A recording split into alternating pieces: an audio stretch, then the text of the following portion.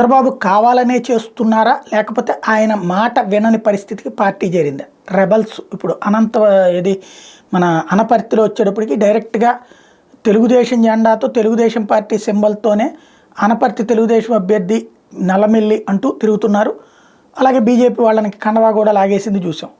అదే సందర్భంలో అక్కడ బీజేపీకి అటు కమలానికి ఎంపీకి వేయండి, ఇటు ఈయనకి ఎమ్మెల్యే వేయండి అంటూ తిరిగేస్తున్నారు. అక్కడ పార్టీ ఇంకో పక్కన బీజేపీ మీద ఒత్తిడి తెచ్చి మార్చే ప్రయత్నం చేస్తుంది. అది ఒక ఎత్తు అయితే తెలుగుదేశంలో అదంటే సరే బీజేపీకి ఇచ్చారు కాబట్టి అనుకోవచ్చు. మిగతా ఉత్తరాంధ్ర ప్రాంతంలో చూస్తే అరకు, పాడేరు, మాడుగుల, పాతపట్నం, విజయనగరం వీటన్నిటి చోట్ల గొడవ జరుగుతూ ఉంది. ఇంకోవైపున ఇప్పుడు మండపేట లాంటి చోట్ల కూడా గొడవ జరుగుతుంది. ఉత్తరాంధ్రలోనే చూసుకుంటే గిడ్డు ఈశ్వరి, దొన్నుదొర, తర్వాత మీసాల గీత, వెంకటరమణ, ఇట్లాగా వీళ్ళందరూ కూడా తాజాగా ఎదురు తిరుగుతూ ఉన్నారు. వీళ్ళందరికీ కూడా అర్జెంటుగా తమకు సంబంధించి సీట్లు ఇవ్వకుండా వేరే వాళ్ళకి ఇచ్చారని ఎదురు తిరుగుతున్నారు. వీళ్ళని పిలిచి సర్దుబాటు చేయడం చంద్రబాబు వలన అవుతుందా, లేకపోతే వాళ్ళందరూ ఇండిపెండెంట్గా పోటీ చేస్తే పార్టీకి ఏమవుతుంది చూడాల్సి ఉంది.